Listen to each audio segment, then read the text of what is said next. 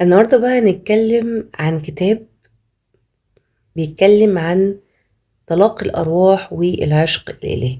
طبعا أكيد الناس اللي بتقرأ عرفت أنا بتكلم عن مين. احنا بنتكلم هنا عن جلال الدين الرومي. وجلال الدين الرومي من أهم الكتب اللي اتكلم عنها هو كتاب المثنوي المعنوي، وهو ترجمته مثنوي مناوي.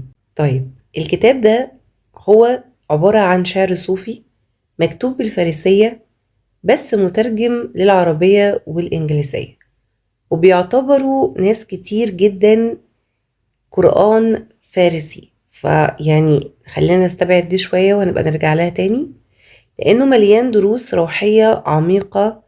والرومي ما كتبهوش ككتاب فلسفي جامد، لكن حكايات واستعارات وخواطر روحية عن الحب الإلهي، تناسخ الأرواح، الوحدة بين الإنسان والكون، تلاقي الأرواح اللي بتحب بعض من قبل ما تتولد. كلام عميق شوية بس هنشرحه بشكل مبسط. الكتاب هنا حاولت ان انا الخصه يعني بشكل كده، مش هقول عشوائي بس بشكل يتفهم بسرعة. الرومي بيكلمنا كأننا صحابه، يعني هو بيتعامل كأننا صحابه، بيحكي حكاية، بيقف ويفكر ويضحك ويبكي ويرجع يكمل، وأغلب الكلام على لسان العاشق بيدور على المحبوب. وساعات بيكون المحبوب ده هو الله، وساعات روح تانية من زمان. عشان كده في ناس كتير شككوا في جلال الدين الرومي. لكن أنا برضو ما قريتش قصة حياته كلها بصراحة. ويعتبر ده يعني أول كتاب أقرأ عنه، لأن اكتشفت إن هو ليه كتب كتيرة جدا غامضة شوية، فحبيت إن احنا نبدأ بالكتاب المثنوي المعنوي. طيب أبرز الأفكار اللي ليها علاقة بالكرم، والكارما دي حاجة برضو احنا هنعرفها ايه هي وبتناسب الأرواح. يعني الكارما دي هي عبارة عن شيء خاص بالأرواح. الكارما دي أي تناسب الأرواح. طيب الروح ليها أصل واحد، هو هنا هنتكلم عن الروح، وهنتكلم عن بمعنى أصح الروح والجسد الماديات بشكل أفضل شوية. طيب أبرز الأفكار اللي ليها علاقة بالكارما وتناسب الأرواح. الروح ليها أصل واحد وإحنا كلنا متفقين على ده. أنت لست قطرة في بحر، بل البحر كله في قطرة. يعني إحنا كلنا واحد في الأصل، ومجرد ما نفهم ده بنشعر إننا قريبين من أرواح معينة. 2 القلوب بتعرف بعضها. طبعا هو بيتكلم هنا زي ما احنا قلنا من الجانب الروحاني في التعاملات الإنسانية. القلوب بتعرف بعضها. الأرواح جنود مجندة، وده حديث نبوي، والرومي بيحب يردده ويشرحه بطريقته. طبعا أنا معرفش يعني الأرواح جنود مجندة، ما تعارف منها اتآلف وما تناكر منها اختلف. أنا معرفش ده حديث نبوي ولا لأ برضو، فلسه برضو هسرش عن الموضوع ده وبنجاوب عن كل الاستفسارات دي في آخر خالص. بيقول ان ده حديث نبوي، والرومي بيحب يرددها كتير وبيشرحها بطريقته، وبيؤمن ان في ارواح بتتقابل وتنجذب من قبل الحياة دي. تالت حاجة اللي بيحصل لك مش صدفة. الرومي بيقول ان كل تجربة بتحصل ليك هي جزء من تطهير الروح بتقدمها يعني زي الكارما كده، لكن بصيغة حب وسماح مش عقاب. يعني زي مثلا لو واحد يعني عمل حاجات كتير جدا في حياته، فربنا بيبتدي ان هو يطهر روحه قبل ما تروح له وتقابله، فيبتدي ان هو يخلص كل ذنوبه ويخلص كل حاجة عشان الروح تروح له تكون صافية وطاهرة. تمام. كلنا بندور على الجزء المفقود ده، رقم 4. الرومي دايما بيشبه الإنسان بنص، يعني إيه بنص ناقص؟ يعني أنت نص ناقص بيدور على النص التاني، سواء في المحبوب أو في الله أو في نفسه في الحقيقة يعني. تمام. فهو دايما بيشبه الإنسان بالنص، إن هو لست كامل. طبعا إحنا عارفين إن الكمال لله وحده، فهو شبه إن الشخص ده أو الإنسان ده هو عايش بنص. فهو بيبتدي عشان يكمل أو يوصل للكمال، فبيبتدي إن هو يا يدور على محبوبه يا يدور على ربه أو نفسه. بس هو هنا قسم النقص ل3، يعني الرب والمحبوب والنفس، نفسه الحقيقية. بس أنا شايفة هنا برضو إن ده كان غلط، لأن القرب لربنا حاجة، وإن أنا بدور على نص اللي يكملني حاجة تانية خالص، وإن أنا ألاقي نفسي أصلا حاجة تالتة خالص. بس هو قال إن في ناس بتدور على ده أو ده أو ده، تمام، مع ان اصلا ربنا ده اساس اصلا في اي قاعدة في الحياة. طيب، ده كان الموضوع بتاع الكتاب. فهو الكتاب برضو بيتكلم كتير جدا عن قصص، يعني هو عبارة برضو في قصص كتير، فهنحكي معظمهم.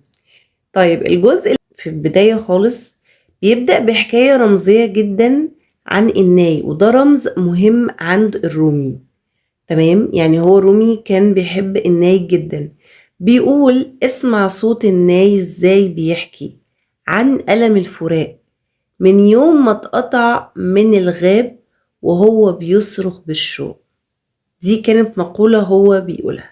يعني ايه؟ الرومي بيقول اننا زي الناي كده اتفصلنا عن اصلنا، عن الغاب. الغاب ده يا جماعة اللي هو عالم الأرواح، تمام؟ ومن ساعتها واحنا بنتوجع وبنغني بالألم، وكل شوق جوانا هو دليل إننا كنا في مكان أجمل. لو تعمقتوا قوي في الجملة دي بجد جسمكم ممكن يقشعر، لأني أنا وأنا بقرأ الجزئية دي، طبعا أنا ده ملخص، لكن وأنا بقرأها أصلا بجد يعني في حصل لي منها كده رعشة جدا. لان هو بيقول ان احنا فطرتنا اصلا، معناه القصة يعني معنى الفكرة ان احنا فطرتنا سليمة ومخلوقين بروح صافية، بس نتيجة الألم اللي احنا عايشينه فعايشين بنغني بالألم واحنا بنتوجع. فمعنى كده ان احنا كان في جوانا شوق، يعني الفطرة فيها جواها شوق لمكان احسن بكتير، ان ده مش مكاني، انا مكاني اكيد مكان احسن. ونزلت على الأرض فشوفت الألم والوجع. الفكرة إن الشوق اللي جوانا مش صدفة، ده لأننا جايين من عالم تاني، عالم الروح، واتقطعنا عنه وبنحاول نرجع له. وكل حب وكل بحث عن السلام وكل محاولة نرجع بيها لأصلنا. حكاية تانية وهي حكاية الملك والجارية. القصة كان فيه ملك قوي، لكنه وقع في حب جارية بسيطة حبها لدرجة الجنون، بس هي للأسف كانت مرضت وكل الأطباء فشلوا يعالجوها. فالملك لجأ لربنا وقال: يا رب، أنا الملك بس مش قادر أعمل حاجة، ساعدني. وجاله طبيب حكيم وقال له: أنا هعالجها بس بشرط، ما تتدخلش في شغلي خالص. الملك وافق. اللي حصل ان الطبيب اكتشف ان الجارية دي بتحب واحد تاني، وان مرضها مش جسدي، ده مرض حب. فعمل خطة خلاها تفتكر حبيبها القديم وتقابله، لكن تكتشف انه حبيبها ده اتغير، وطبعا نفرت منه ووقعت في حب الطبيب اللي هو فوقها. طيب، المعنى للقصة دي ان الملك هنا هو ربنا، والجارية هي الروح البشرية، تمام؟ والروح هنا بتحب الدنيا وبتتعلق بيها لكنها بتتعب، تمام؟ يعني ده التفسير بالنسبة لي. والعلاج مش بالجسم لكن بالنفس وبالتوجيه وبالتجربة. لما الروح تمر بالتجربة وتتخلى عن التعلق، تبدأ تحب الأصل اللي هو الإله أو النور. تمام. يعني هو هنا قالك ان الملك ده هو ربنا، خلاص تمام. الملك اللي هو بيحب الجري، الجري هنا هي الروح البشرية اللي هو انا، يعني انا ربنا بيحبني، تمام. والروح بتحب الدنيا جدا، تمام، بتتعلق بيها جدا وبتتعب في الدنيا جدا، فلكنها بتتعب، تمام. العلاج بقى مش بالجسم، خلاص. يعني هو اكتشف بعد كده ان العلاج مش هو جسدي، تمام، لكن في الروح، ان هي اتعلقت بالدنيا، اي اتعلقت بحبيبها. هو حاول يوجهها ويحطها في تجارب، فلما اتوجهت واتحطت في تجارب فالروح مرت بالتجارب، فت ايه يعني تخلت عن التعلق، فبدأت ان هي تحب اصلها تاني، تمام. رجعت لاصلها تاني اللي هو الاله النور من الاول خالص، وحبت روحها وحبت نفسها تاني عشان ترجع تعرف تعيش، تمام. فهنا الطبيب زي ما قلنا، الطبيب هو اللي فهمها، والطبيب هنا هو بس يعني هو عبارة عن عامل، هو ملوش يعني الطبيب هنا لا بيمثل روح ولا جسد ولا أي حاجة. هو الطبيب هنا بيمثل ممكن نقول عامل رئيسي في ان هو ساعدها ان هي تفهم الواقع، المشكلة اللي هي مرت بيها والتجربة، وان هي تخرج منها وتبطل تتعلق بأي حد، يعني تبطل تتعلق بأي حد وترجع لروحها. يعني مش حتى ترجع ان هي تحب الملك، لا، هي ترجع وتعرف فطرتها كويس جدا وترجع للكمال الروحي بتاعها. فالحب مش دايما راحة، احيانا بيكون طريق للتطهير. الألم مش دايما شر، ده بيعلمك. التجربة أهم من الوعظ، والشو الحقيقي بيرجعك لأصلك مش لحاجة معينة. في بقى كده جملة كده برضو بيقولك إن كل من بعد عن أصله يظل دايما في حنين، واللي بيدور على الروح في الجسم زي اللي بيدور على الصوت في الجدار. واسكت واسمع جواك، هناك هتلاقي حقيقة. دي اقتباسات كده كانت مكتوبة يعني. فتعالوا بقى نكمل الجزء التاني، أو نقدر نقول بقية القصص اللي موجودة في الكتاب دي. وزي ما قلت لكم الكتاب يعني اللي بتمسك وبتخليك تسرح في شق تاني خالص، في حاجات تانية خالص. لكن زي ما قلت لكم برضو في حاجات بتشرخ منه كده، فاحنا مش هنركز فيها خالص، فخلينا نتكلم من واقع الحقائق أفضل يعني. طيب هنا في الجزء ده الرومي بياخدنا بقى جوه الروح أكتر، كأنه بيكلمك وانت نايم وبيقولك اصحى، في نور مستنيك، بس لازم تعدي من خلال ظلك الأول. أول فكرة، الشيطان مش دايما بيجي على شكل شر. الرومي بيحكي عن إن الشيطان أوقات بيجي في هيئة نصح أو حكيم، يقولك كلام حلو لكن فاضي من جواه. اللي يفتكر إنه عارف كل حاجة بيبقى أكتر واحد ضايع. دي وساوس شيطانية قصده يعني. والشيطان ما بيغلطش في ربنا، هو غلط في الإنسان، ومن هنا بدأت الكارثة. يعني هو هنا بيقولك ان ان انت مجرد ما تقول، في ناس طبعا اشخاص كتير من يقول لك انا مش غلط، انا ما بغلطش في حاجة، انا عارف كل حاجة. بمجرد ما انت تسمع شخص قاعد معاك، صاحب بقى، اخ، زوجة، اي حد، صاحب، اي حاجة، تقولك انا فاهمة كل حاجة، انا بفهم في كل حاجة، انا ما بغلطش، اعرف ان ده شخص ضايع. لان اللي ما يشيرش الناس اللي حواليه ويسمعهم وياخد بكلامهم، على الأقل يسمع من اللي حواليه، ينصحوه ويلم معلومات من حواليه، ده يبقى إنسان هيفضل ضايع في الدنيا، لأنه ما بيفكرش غير في كلمة أنا شخص فاهم في كل حاجة، فمش مش محتاج استشارة من حد. وهو هنا بيقولك برضو إن الشيطان ما غلطش في ربنا، دي حقيقة. هو بالعكس، هو قاله أنا لأغوينهم أجمعين إلا عبادك منهم المخلصين. هو ما قالوش ما غلطش في ربنا في حاجة، هو غار مننا من آدم، فابتدى إن هو يعني يأذي كل قبيلة آدم، كل نسل آدم. لكن هو فعلا فعلا حقيقي هو عارف ان في ربنا، وهو مؤمن بربنا لان هو اللي خلقه وصوره، فهو عارف ان في ربنا من نار، فمادته خبيثة. لكن احنا عشان طين فمادتنا اصلها ترابي طيب. عشان كده هو غار من الانسان جدا.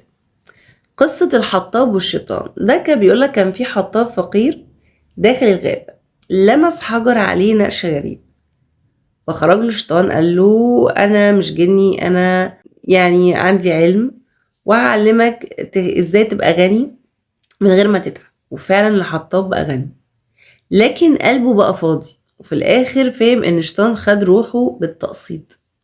الدرس هنا مش كل علم فيه نور، في علم بيطفي الروح بدل ما ينورها. فكرة الروح مش بتتسجن إلا بإرادتها. بيقول الرومي إن الناس بتشتكي من القيود، بس هما اللي صنعوها بإيديهم أصلا. يعني احنا اللي بنربط نفسنا بالأهواء والشهوات وبنسيب الروح تتسجن جوه الماديات. على فكرة دي حقيقة، ومن أصلا أهداف الشيطان إنه يسجنك في الماديات، إنه يخليك مركز أكتر على العامل المادي أكتر من الروحي. حتى أوقات يعني يعني نعرف ناس عندها تأمل دايما وساعة كده صفا وإلهام مع ربنا بعد صلاة العشاء. يعني أعرف ناس بتقعد تسرح وتغمض عينيها وتاخد كده من ربنا كأنها بتوصل للكمال الروحي مع ربنا، تفضل تكلمه وبتحس كمان انه بيرد عليها. هنسى الاتصال الروحي اللي المفروض اصلا يكون موجود. ما تنسوش ان زمان قبل الصلاة كان الصلاة ده عبارة عن دعاء، يعني الصلاة كانت عبارة عن دعاء، فالدعاء ده تجلي اصلا لوحده وخشوع. فالصلاة بالنسبة لنا بقت تقضية واجب، يعني يا دوبك دقيقتين وتلاقي اللي قدامك قام من الصلاة. فهو بيقول يعني ان الشيطان حبس الانسان جوه الماديات دي اللي هي الشهوات بقى والاهواء وكل الحاجات والمال والزواج وكل الحاجات دي كلها، فخرجه من حتة انه هو يكون في رابط روحي ما بينه وما بين ربنا. لان ده لو اتعمل وبقينا كلنا في ارتباط ما بيننا وبين ربنا، هو يعني الشيطان يعني هيبقى ايه وجوده اصلا؟ هو وجوده ان يخرجك من الالهام والتامل والخشوع وكل الحاجات دي لربنا، بانه يغري عينيك بالماديات فيخليك ما عندكش وقت ان انت اصلا تسرح في ملكوت الله زي ما هما بيقولوا. قصة الملك والفقير. كان في ملك عنده كل حاجة بس ناقصة راحة البال، وجه الفقير قال له أنا عندي حاجة مش هتشتريها بكنوزك، اسمها راحة القلب. ساعتها الملك انهار وقال له علمني أنا عبد إن مهما كنت ملك في حاجات عندك مش هتلاقيها عند الفقير، والفقير في حاجات عنده مش هتلاقيها عندك. ففي حاجات مش هتقدر تشتريها. يعني هو الفقير جه قال له انت مش هتقدر، انا عندي راحة قلب، انا مرتاح، انت ناقصك ده، يعني انت ما عندكش راحة بال، انا بقى عندي راحة القلب. فدي مش هتعرف تشتريها بالكنوز لان انا مش هعرف اديها لك بمعنى اصح. فساعتها الملك انهار فقال له طب علمني، يعني انت عملت ايه عشان تحصل عليها؟ قول لي يمكن انا اكون مش عارف. طيب تالت فكرة او تالت قصة، الحب الالهي نار بتطهر او بتطهر. الحب الالهي نار بتطهر. الرومي بيقولك هنا ان الحب الالهي مش بيدخل قلب مليان، لازم الاول تفضى، يعني تفضي قلبك من الكبرياء والغل والطمع والغرور، وبعد كده انا ادخل قلبك. لما تحب ربنا بجد هتحس انك بتتحرق من جوه، بس الحريق ده هو التطهير، ودي حقيقة بجد والله. احيانا بنحس بتأنيب ضمير جامد جدا، واول حد بنفكر فيه هو ربنا، ده هيرضيه. الحرقة اللي بتحصل لك دي اني هل ده هيرضيه، هل ده حرام، هل ده حلال؟ بلاش العبد، انا بتكلم عن ربنا. هل ده هيرضي ربنا اصلا؟ مش هيرضي ربنا. بمجرد انك توصل للنقطة دي او للمشهد ده، انت كده هيبقى عندك الحب الالهي. فالحب الالهي هتلاقيه مسيطر عليك اكتر من الكبر والطمع والغرور، اي الماديات او دايرة الماديات اللي احنا بنعيش فيها. هنتكلم عن بقية القصص، وفي قصة اسمها العارف الحقاني مش بيحتقر الجاهل. الرومي هنا بيقول عن العالم اللي بيفتخر بعلمه وبيتكبر على الجاهل. الجاهل أكتر من الجاهل نفسه. بيوضح إن العارف الحقيقي بيكون متواضع، لأن النور الحقيقي مش بيحتاج يتباع. طبعا الموضوع ده احنا أكيد كلنا تعرضنا منه واتحطينا في موقف زي. فهو بيقولك الجاهل هنا يعني مش بمعنى ان هو يبقى جاهل جاهل، يعني في ناس طبعا انت مدرك حاجة انا مدرك شيء تاني، انت بتفهم في حاجة انا بفهم في شيء تاني. فمش معنى كده ان احنا نعلي على بعض، ان كل واحد زي ما بيقولوا بيعرف يلعب في حتته بمعنى اصح. فما ينفعش ان احنا نعلي على بعض. فانت لو هتتباهى باللي عندك فانت مش يعني دي مش حاجة عظيمة، بالعكس ده جهل منك وعدم تواضع. فبيقول لك الحقيقة، النور الحقيقي مش بيتباهى بيه، النور الحقيقي بيبقى جوانا. قصة المعلم والولد الغبي. طيب بيقول لك كان في ولد بيتعلم عند شيخ، وكل يوم بينسى اللي حفظه. الناس ضحكوا عليه، لكن الشيخ قال لهم أنا بزرع في أرضه، حتى لو الأرض ناشفة دلوقتي المطر جاي. وفعلا بعد سنين الولد بقى واحد من أذكى الناس، لأن الشيخ صبر عليه. الرسالة مفيش عقل بيتأخر، بس في قلوب بتستعجل. وعايزة أقول لكم يعني بصوا بقى الجملة دي، يعني مفيش عقل بيتأخر بس في قلوب بتستعجل، دي تنطبق على حاجات كتير جدا على فكرة في حياتنا يعني. طيب خامس حاجة بيتكلم عن ان الدين مش طقوس، الدين هو حالك مع ربنا. جلال الرومي بيقولك اللي بيصلي ببدنه ويفكر في دنياه ده مش بعيد، يعني بعيد عن ربنا ومش بيعبده، ده بيعبد شهوته. هو مش ضد الطقوس، لكنه بيقول ان النية هي الأصل وان القلب هو المقياس. يعني طبعا احنا عارفين الموضوع ده، وحتى الشعراوي اتكلم فيه انه بيقولك ما ينفعش ان انت تبقى بتصلي وبتفكر في دنياك، حتى لو فكرت ده طبعا بيبقى من الشيطان. فبيقولك ان انت تستعيذ بالله، وانت حتى يعني انت لو واقف وقول اعوذ بالله من الشيطان الرجيم، اعوذ بالله من الشيطان الرجيم، اعوذ بالله من الشيطان الرجيم، ان هو بيبقى ساعتها عايز يليك عن الصلاة باي شكل. فما ينفعش ان انت تدخله العالم الروحاني بتاعك. فقال لك الحل ان انت تستعيذ منه وانت كمان بتصلي. فهو بيبقى عايز يخرجك للعالم المادي بتاعه، ان هو يشغلك بالدنيا وكل حاجة وحشة. تمام. طيب القصة اللي بعديها بتكلم عن الفقير اللي ماشي حافي للجامع.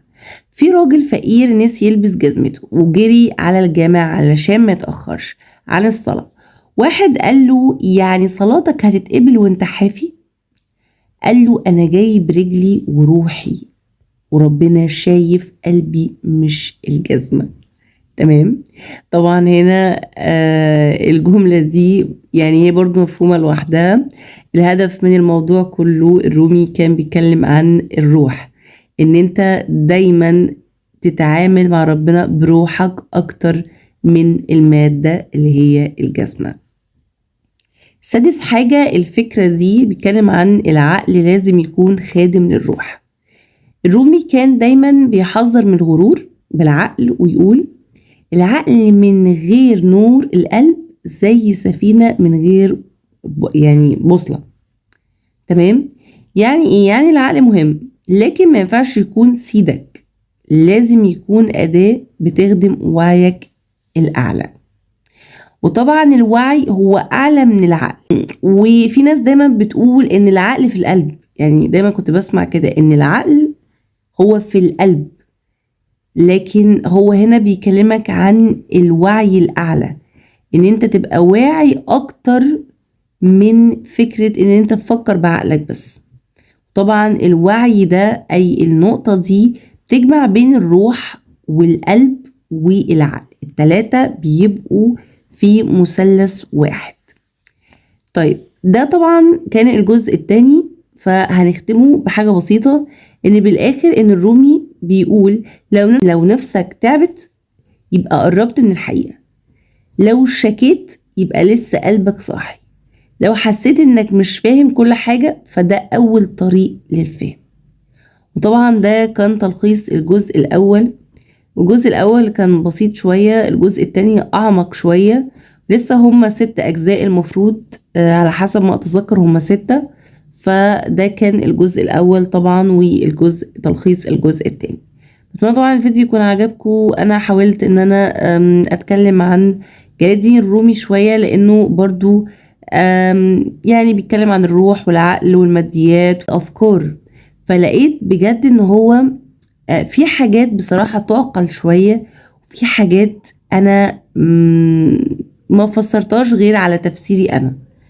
فده كان نهاية الفصل لكن الفصل الأول انتهى بنقطة البداية، هو كان بادئ نقطة البداية اللي ملهاش بداية خالص، اللي هي الروح كانت في حضرة الحق، كانت في الحق قبل ما تنزل الدنيا. وطبعا هنا بيقصد الجنة طبعا اللي هي كان فيها آدم وحواء. والمكان بيتكلم برضو عن مكان خارج الزمن، كل حاجة فيه بتحصل في لحظة واحدة، فيش فيه قبل وبعد.